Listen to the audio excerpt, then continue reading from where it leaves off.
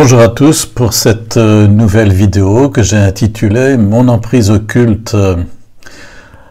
La personne qui me l'a fait parvenir donne son témoignage sur une période assez longue. Elle a mis du temps à le rédiger et ce témoignage fait ressortir de façon assez forte comment l'occultisme pose sur nous une emprise et finit par obérer le témoignage, enfin, le fonctionnement normal de la raison.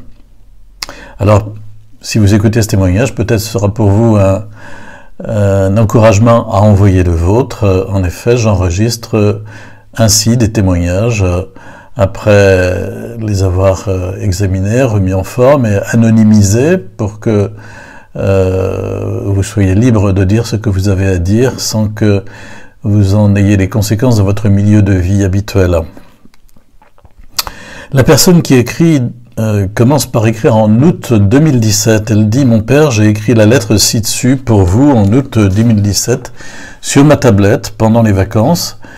Je vous l'adresse seulement aujourd'hui, en 2020, avec son contenu qui n'a pas été retouché depuis cette date. Il était encore trop tôt pour vous l'envoyer, j'avais beaucoup de chemin à faire. Mais hier soir, j'ai écouté votre dernière vidéo mise en ligne et j'ai su qu'il fallait que je me manifeste. Bien des choses se sont passées depuis et je sais que si vous n'aviez pas créé votre chaîne YouTube et votre site, je ne serais sûrement pas sorti de cet engrenage malin. Merci de m'avoir ouvert les yeux et débarrassé de cette addiction.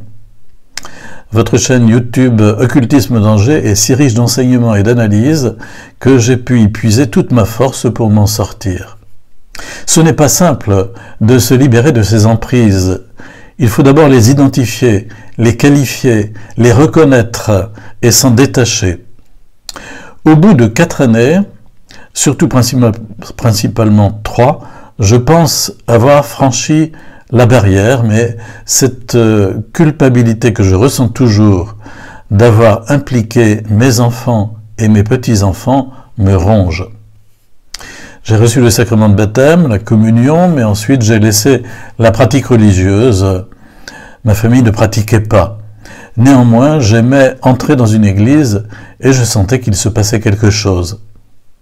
Ma grand-tante, qui était très croyante, m'avait offert pour mon baptême, ça ne date pas d'hier, une médaille de la Sainte Vierge que j'ai toujours conservée et que je garde précieusement. Aujourd'hui, samedi 19 août 2017, je vais commencer un recueil qui sera en quelque sorte le témoignage de mon cheminement personnel sur l'occultisme. À 67 ans, on peut faire peut-être un bilan sur une partie du parcours de sa vie. Ma vie, notre vie, est douloureuse depuis une bonne quinzaine d'années. Une suite, une accumulation de soucis, des couches qui se rajoutent les unes sur les autres, comme le disait ma fille aînée il y a quelques jours quand nous discutions pendant une promenade sur le bord de la mer. Autant au début je tenais à peu près la barre, autant depuis quelques mois je crois pouvoir dire que je suis anéanti, sans espoir, découragé et surtout des doutes, des questions commencent à germer dans mon esprit. J'ai cru bien faire à de nombreuses reprises, mais maintenant je ne sais plus et je commence à mesurer l'impact douloureux que mes multiples demandes ont engendré. En cette soirée de fin août, je me sens perdu, inerte et coupable surtout. Sans me méprendre sur moi-même, j'ai toujours essayé d'agir pour le bien de mes proches. Lorsque nous avons appris par la médecine, de façon très brutale, que mon père était condamné irrévocablement sous quelques mois, c'était sans appel et j'ai voulu trouver des solutions pour contrer ce terrible verdict. Des personnes que je connaissais m'ont tendu la main. Hélas, je n'avais plus de discernement et j'ai commencé une longue marche qui dure depuis 1995. Bien entendu, j'ai eu l'impression que mes parents, mon père, qui a d'ailleurs joué le jeu par amour pour nous, car il était bien conscient de son état, et notre entourage proche, avions mieux vécu cette terrible épreuve. Malheureusement, la médecine conventionnelle avait raison et mon père est parti après 6 mois de souffrance, car, bien entendu, il était hors de question qu'il prenne de la morphine. Cela aurait perturbé le traitement prodigué par la personne qui le suivait. Mon père a été une perte immense pour beaucoup d'entre nous, notamment mes enfants. C'était un pilier, mon père, et encore 22 ans après, nous nous rappelons ce qu'il disait et aurait dit dans telle ou telle circonstance. Puis la vie a repris son cours avec son cortège de soucis comme pour tout le monde. Après son départ, nous avions décidé avec ma mère d'arrêter les contacts avec la guérisseuse qui habitait sur la région parisienne, car nous avions ressenti une pression pour entrer dans la secte. Je m'exprime ainsi, car je crois que c'était bien cela. Quand mon père est parti, je me suis senti orpheline et un peu désemparée pour aider mes proches, et c'est donc 2 ans après, en 1997, que je me suis rendu chez une guérisseuse dont j'avais entendu parler par une de mes élèves quelques années auparavant. Je m'étais d'ailleurs étonné de tant de bienfaits dont elle bénéficiait, car à cette période, j'avais les pieds sur terre. J'étais très anxieuse le jour de ma première visite, craintive, et en réalité, j'avais peur. J'ai rencontré une personne, je le crois encore maintenant, honnête et efficace. Sa famille était dans la branche depuis 3 générations.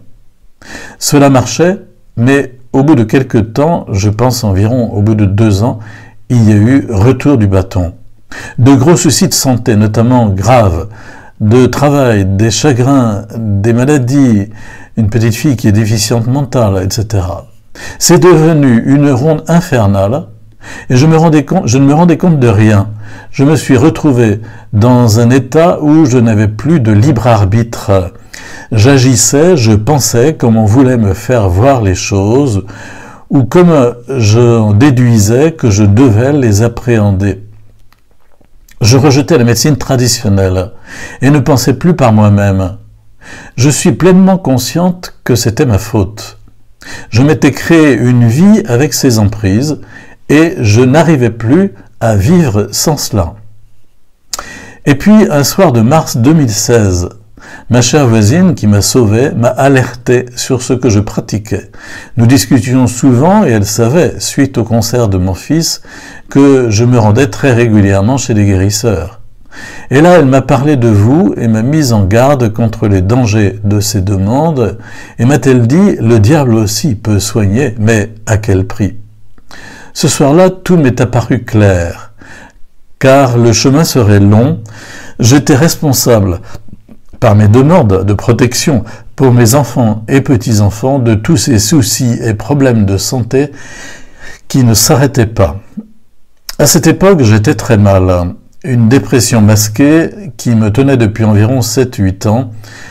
Le problème de santé de mon fils m'avait fortement ébranlé et l'arrivée de ma petite fille handicapée, bien sûr. Et je ne voulais absolument pas me faire soigner. J'allais chez les guérisseurs. Curieusement, ce n'était pas l'effet du hasard. 15 jours après la discussion que nous avons eue avec ma voisine, je me suis écroulé en larmes, incapable d'avancer. Je me rendais d'ailleurs chez la guérisseuse. Et à partir de ce moment-là, j'ai pris la décision de me rendre chez un médecin digne de ce nom. Le traitement a été efficace puisque au bout d'une semaine, j'étais transformé, j'avais la pêche, mais mon combat venait tout juste de commencer. Une année a passé, puis en juin 2017, alors que je me rendais sur la tombe d'un ami de mes parents, un monsieur profondément croyant, très bon, et que je devais voir au cimetière depuis bien des années, car il est parti depuis fort longtemps, il s'est passé une si belle chose. J'étais accompagné de ma petite, qui était très agitée, violente, et j'avais beaucoup de mal à la contenir. Cela me faisait un chagrin immense de la voir ainsi. En l'installant dans ma voiture, j'ai eu un message. Et si c'était Jésus qui pouvait te guérir, qui pouvait t'aider? Et si c'était Jésus qui pouvait t'aider? À partir de ce moment-là, tout a vraiment commencé et votre chaîne YouTube a vu le jour en même temps. Ce jour de juin 2017, après ce beau message, le combat, mon combat, a vraiment commencé. L'été qui a suivi, j'ai rédigé ma prise de conscience de l'enfermement toxique dans lequel j'avais lié toute ma famille pendant 20 ans. En pensant faire au mieux pour les miens, j'ai, je le sais maintenant, mis en péril par ignorance, aveuglement, lâcheté, déni, la santé et le bien-être de mes êtres chers. Durant ces 3 dernières années, j'ai beaucoup creusé, réfléchi à mes agissements. Pourquoi avais-je plongé délibérément dans le culte?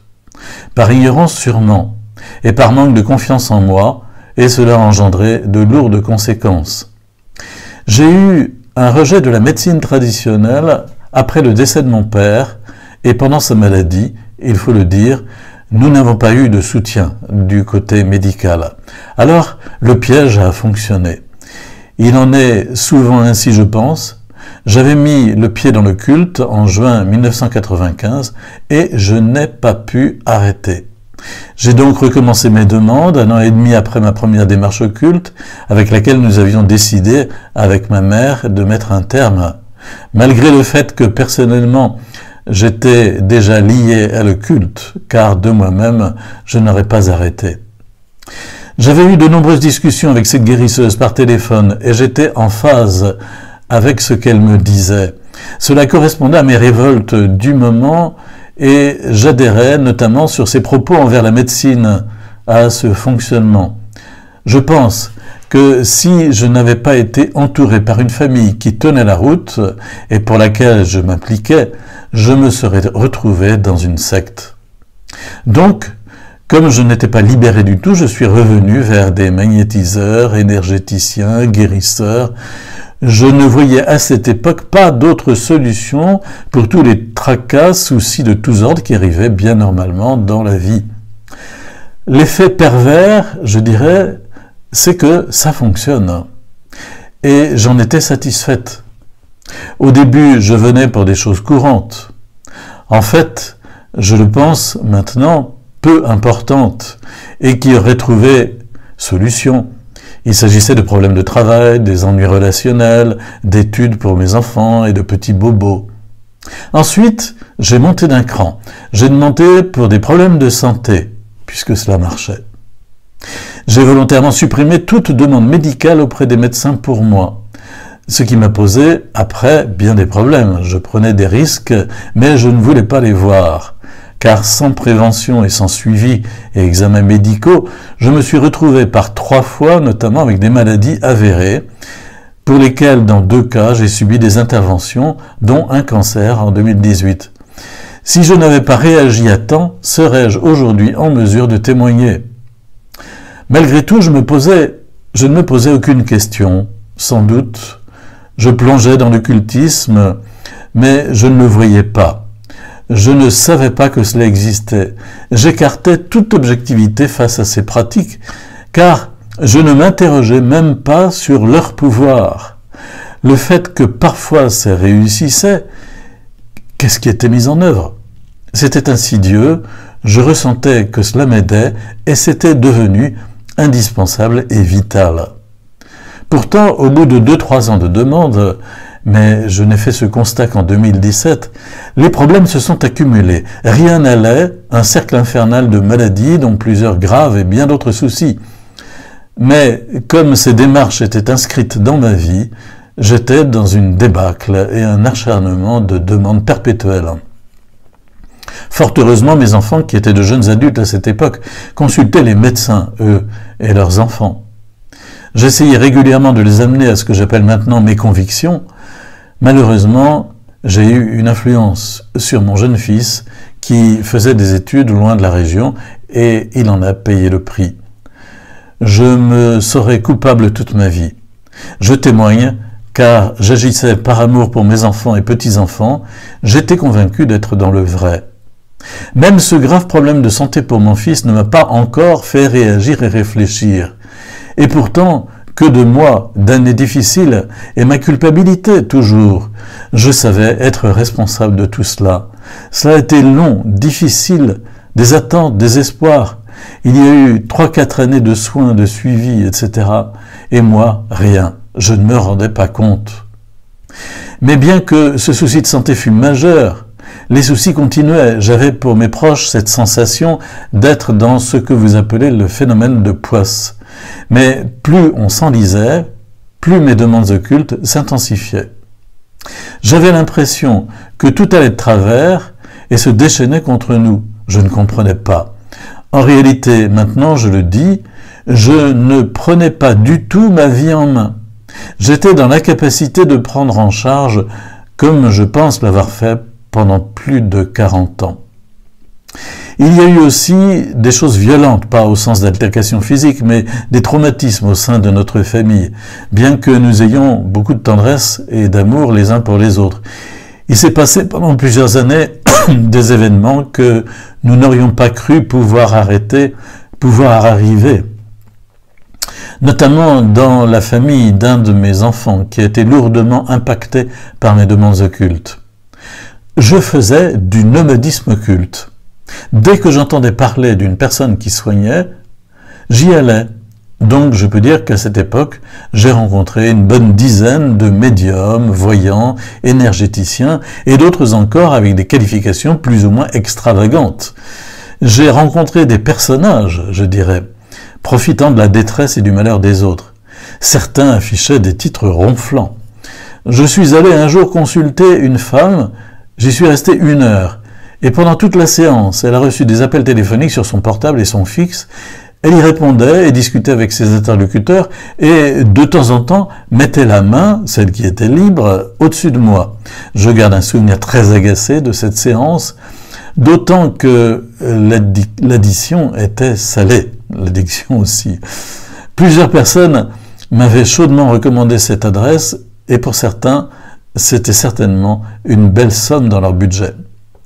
Je suis rentré dans des cabinets où les signes religieux de toute confession étaient présents, ce qui était censé donner confiance, évidemment. Parfois aussi, les diplômes de tas de formations étaient affichés. J'ai aussi rencontré des voyantes qui entretenaient la peur, en mettant constamment en avant leur toute-puissance et le pouvoir qu'elles avaient de faire le bien ou de faire le mal si on les ennuyait. Des livres d'or étaient ouverts, invitant les contents à mettre leurs compliments. Je vivais dans le culte de façon permanente, intense, et je suis devenu ainsi de plus en plus intoxiqué et dépendante. Mais je ne me rendais compte de rien, personne ne m'obligeait à y avoir recours, aucune réflexion, aucune interrogation, aucune perplexité quant à la façon et les conséquences de que mes demandes pouvaient impacter. C'était un cercle vicieux, infernal, puisque chaque demande s'accompagnait dans le temps d'un problème qui finalement ne se terminait pas bien, bien au contraire, qui s'amplifiait. À aucun moment, il m'est venu à l'idée de me poser, de réfléchir et d'en appeler à un sens critique. Si j'ai eu des doutes, je les balayais très vite et je me culpabilisais d'avoir de telles pensées. Mon entourage proche m'a souvent rappelé à l'ordre et à la raison, mais j'étais très agressif sur ce sujet et je ne voulais rien entendre. J'occultais, c'est le cas de le dire, toute objectivité face à ces pratiques. Si aujourd'hui je fais le bilan de toutes ces démarches et rencontre une vingtaine, je peux dire que j'ai rencontré quelques personnes, mais très peu, pleines de bonne foi et qui avaient sincèrement la mission de faire le bien. Aujourd'hui, enfin, je vois clairement et sereinement le processus. Le fait que ça fonctionne au début et parfois incite à demander davantage. Et même si la magie opère moins bien un jour, on recommence, car cela avait bien marché les premières fois, et ainsi de suite. Et puis, il y a du monde sur le marché, on a le choix. À l'heure actuelle, mon combat continue encore. Des faits très précis reviennent et j'en suis surprise. Je pense que ma libre pensée était complètement annexée par le culte. Mon combat a commencé vraiment en 2017 après avoir été alerté, comme je vous le disais, par ma voisine en 2016. La dépression qui me tenait depuis quelques années et que je refusais de soigner a été une seconde alerte lorsque je suis revenu vers la médecine. Mais c'est en 2017 que pour moi, qui n'étais pas pratiquante, j'ai eu ce beau message de notre Seigneur Jésus et que vous avez créé votre chaîne YouTube. La prière que je fais quotidiennement depuis 3 ans m'a tellement apporté de paix et de clairvoyance. Je vous remercie sincèrement d'avoir rédigé un site aussi riche et complet.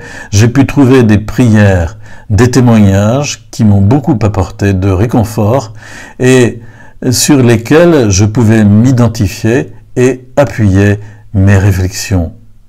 J'ai décortiqué, je pense, une bonne partie de mon emprise, mais j'ai encore du chemin à faire. Ce témoignage date de juin 2020 et vous pourrez en trouver le texte sur la chaîne, sur le site, occultismedanger.free.fr à la page témoignages, et j'ai mis le témoignage écrit en forme de telle sorte qu'il y a de nombreux liens hypertextes qui renvoient à des pages du site, à des livrets électroniques qui permettent ainsi, à partir de ce témoignage qui est tout de même assez consistant, assez long, de faire un travail de fond sur bien des choses qui peuvent vous rejoindre, par exemple, à l'écoute de ces témoignages. Il se peut que vous soyez rejoint sur tel ou tel point, eh bien, peut-être savez-vous du témoignage écrit pour cliquer sur les liens internet hypertexte et lire tel ou tel livret électronique, telle ou telle page du site, et ainsi progresser dans votre propre prise de conscience pour sortir de l'occulte. Voilà, je suis heureux que cette personne ait pu nous donner son témoignage, je la remercie vivement et je vous dis à une prochaine fois pour une nouvelle vidéo.